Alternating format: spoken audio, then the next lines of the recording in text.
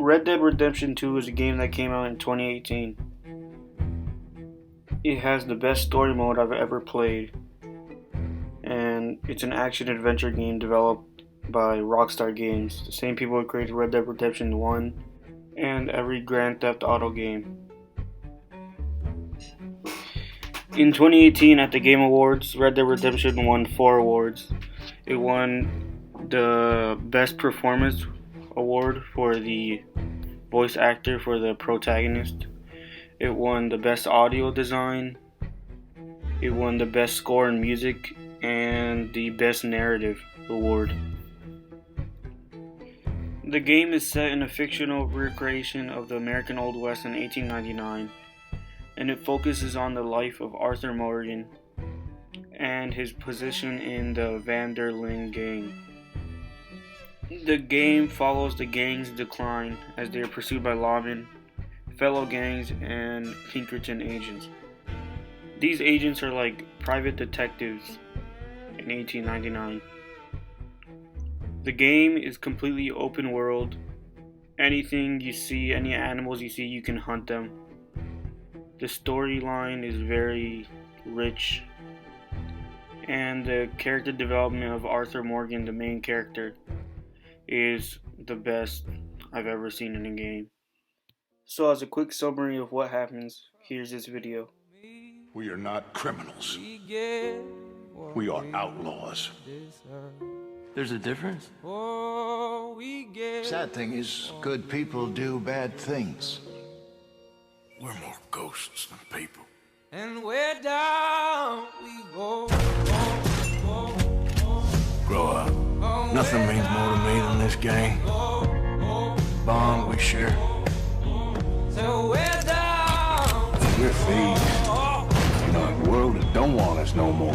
You people venerate savagery, and you will die savagely.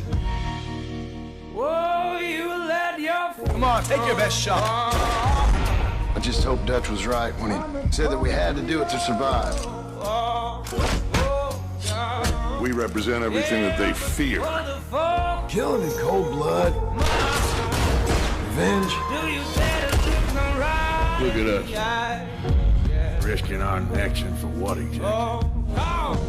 Way down. I'm dying. What am I gonna do now? Perhaps you could help somebody. You saved my life. Don't thank me. Thank you, brother. Thank you, Arthur.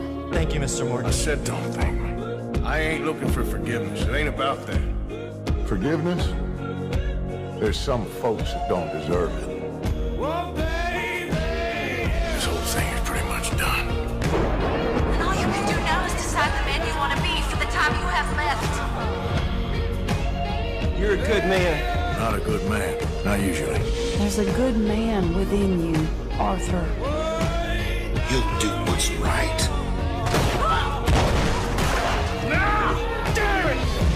This is over. Everything is coming together exactly as I planned. That's clear. I gave you all I had. That's it. Where down. Be loyal to what matters. And don't look back. So where down. Arthur saved my life before he passed. I don't talk about him much, but I think about him. So from that video we can see that they made this game as much as like a movie as they could.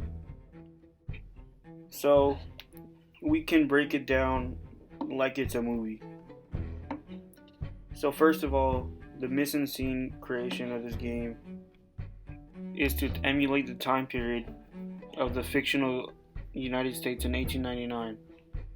Yes, the states they go through are fictional, but it's still like if it was America in the same time period.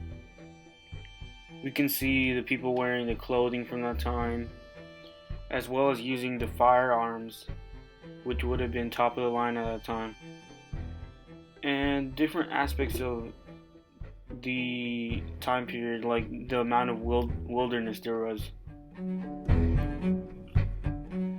Women in this game are seen wearing dresses which were European based, that were characterized by long, elegant lines and tall collars, while the men, the Western men, which were in the gang, would be wearing their little cowboy style clothing, while the more professional men like these wear their tailcoats and their rounded hats, which are called bowler hats.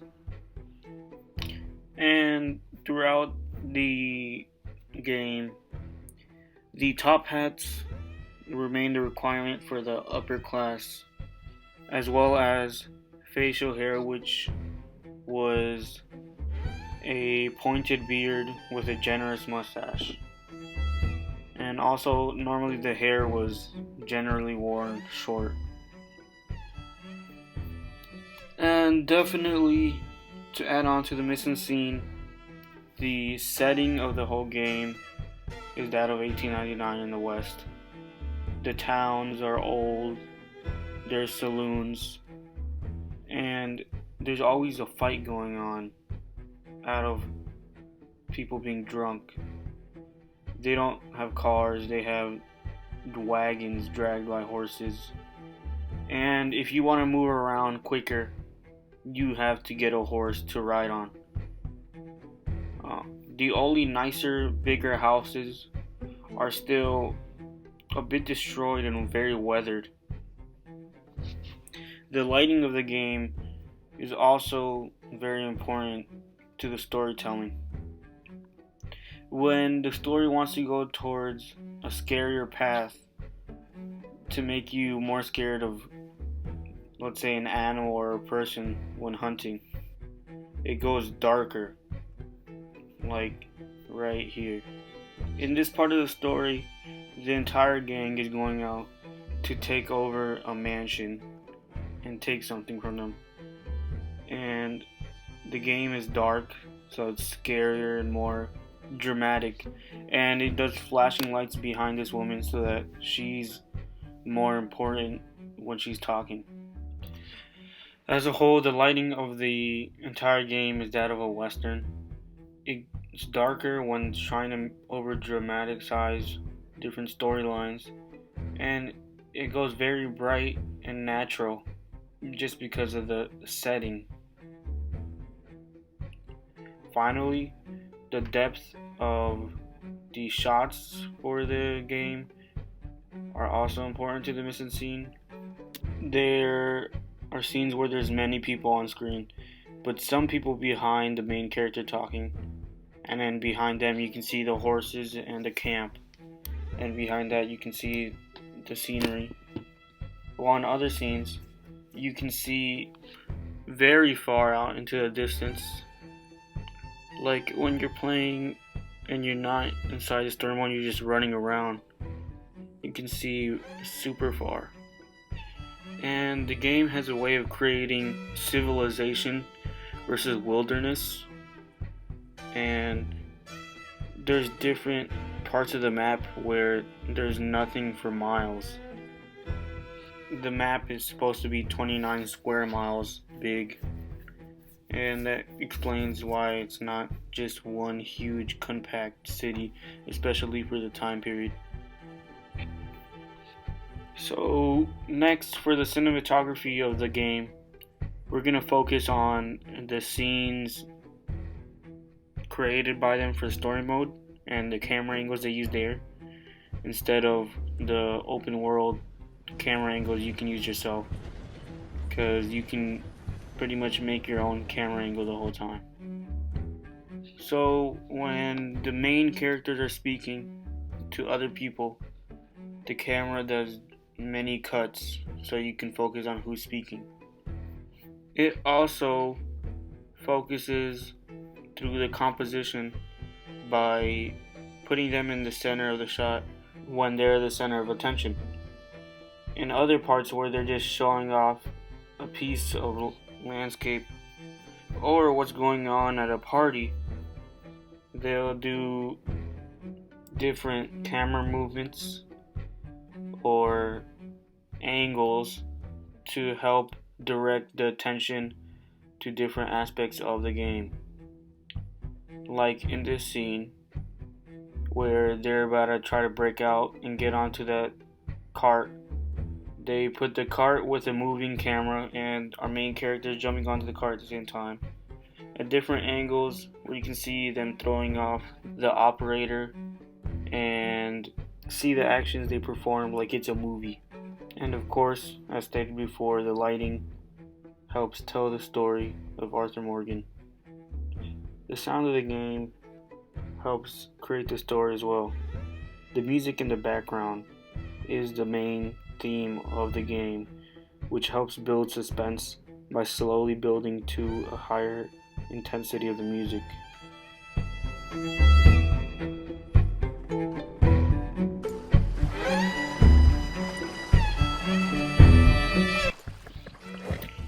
The game also has ambient noise to it.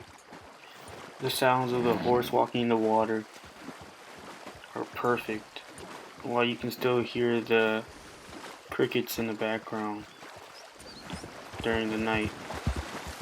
And the difference is in the sound when it's on land and when it's on the water. And there's just random noises like this whistle that you would hear during the nighttime.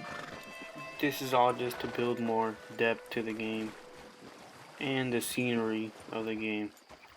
So to finalize talking about the sound of the game, let's talk about the complexity of the voice acting. As I said before, they won the best voice acting for Arthur, who was played by Roger Clark. You better sleep with your eyes open. Yeah, well, you're gonna sleep with your chest open if you ain't careful, boy. The voice acting for Arthur is perfect for the character he is, and has created many memorable quotes for the people who played it. Never been one of my strong points neither, but seeing I do just fine. You want to step outside or deal with business here? Everybody sounds like different period. It's like the voice actors got it spot on. I hope it's hot and terrible, Mrs. Downs. Otherwise, I'll feel I've been sold a false bill of goods. Now, please, give me that money. Finally, the editing of the game helps it become a story. The different cuts to show what's going on from different perspectives, and the continuous shots help create a linear time flow to the storyline. And to make it more like a movie, they always include the black bars at the top and the bottom when the storyline is unfolding. But when you play, let's say on the open world, there's no black bars, everything's just open. There's a serious storyline going on, which is shown by the different editing of different clips. And finally, to make them even more dramatic on the missions when you're wanted, there's an overlay of a red hue on your map at the bottom left and a wanted side at the top right, so you know what's going on. And there's slow motion shots. There's a lot of different techniques to help tie in the story into a game. In conclusion, the film aesthetics of Red Dead Redemption 2 are great and are that of a professional movie. The game has action, lovable characters, and the best character development I've ever seen.